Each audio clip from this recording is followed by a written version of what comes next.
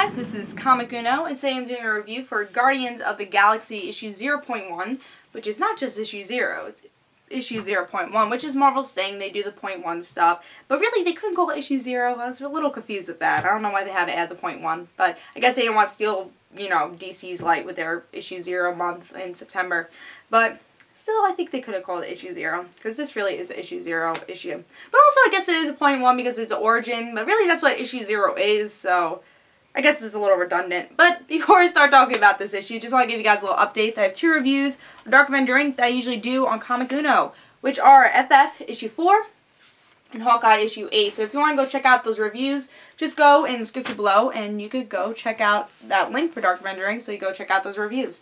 But let's talk about Guardians of the Galaxy issue 0.1. Really love the cover. I'm like, oh, who is this? There's this little house. Like, what is this? Guardians of the Galaxy, is this being grounded? And I was very excited to see where this story was going, because I really enjoyed it in the Marvel .1 story, Marvel Now .1, that came out a couple of months ago before Marvel Now even started. And I wasn't, this is actually really a series I picked up in Whim. Wasn't really excited for it, but it looked really interesting in the .1 issue. And I wanted to try out Guardians of the Galaxy. Never really liked the cosmic stuff, but never even picked up an issue of Guardians of the Galaxy, and I think a lot of people now, I don't think a lot of people really know about Guardians of the Galaxy. I feel like it's one of those series not a lot of people picked up, and I think this is a perfect way to introduce the movie and introduce the team. So, let's see if I like this issue, and let's see if that whim was actually right. So in this issue we get actually there's a little story in the Marvel Now .1, so the beginning is not from the Marvel Now .1, the middle is, and the ending isn't. So it's a little bit from the Marvel Now .1, but most of the story is new, so it is worth, let me see, $4. It also feels really big, so it feels double-sized to me actually, but it's not, but it feels pretty thick to me, so it is worth the $4. It's not a short story, even though they added some stuff that we already read. So, in this issue we get to see the romance between Star-Lord's father, I guess that's kind of a spoiler, but not really, Star-Lord's father and his mother. We get to see that romance be created, and it doesn't last that long, he has to go back to his home planet because there's a big war, but we get to find out that Star-Lord's mother is pregnant with Star-Lord, and the father never comes back.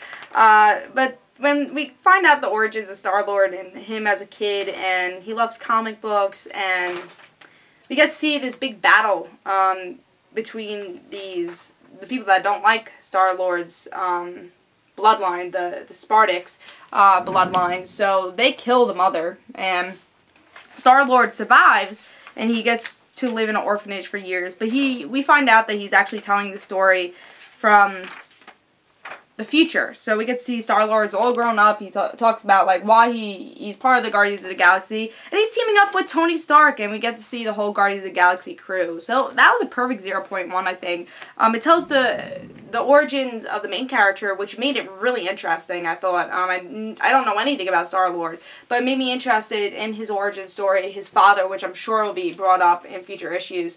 But I thought it was really grounded for what it was.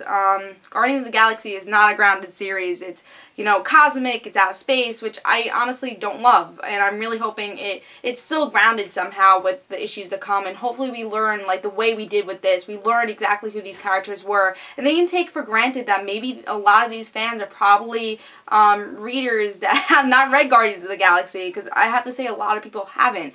Really hasn't been around, and if it was really under the radar. So I think they really show that, alright, most of these people are new readers, let's show a new story, let's show who our main character is, Star-Lord. And I think that's why this issue was so perfect. The art was great, and I really got interested from that first page of who this was, and I got upset when the mother died.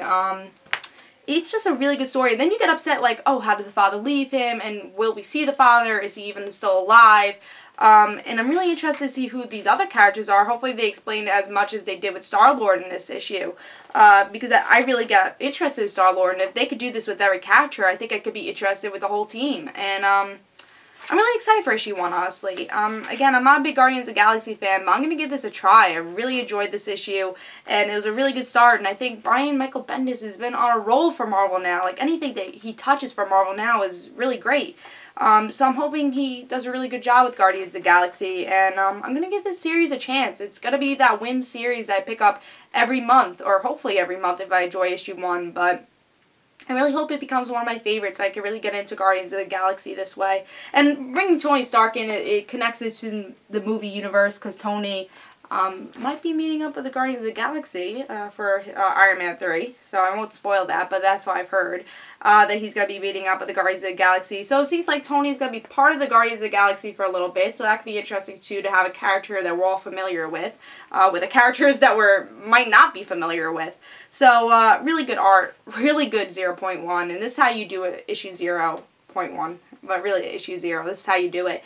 I gave it 5 stars. Really enjoyed it. It was really close to being my pick of the week, but something else took that spot, which blew my mind a little bit more. But again, this is how you do it, issue 0. I recommend you pick this up. If you haven't heard Guardians of the Galaxy, this is the issue to pick up, because I've never read anything of Guardians of the Galaxy, but I knew exactly what was going on in this issue, and it's a really good jumping on point. I'm hoping that stays that way with this series, that it's a good jumping on point for new readers.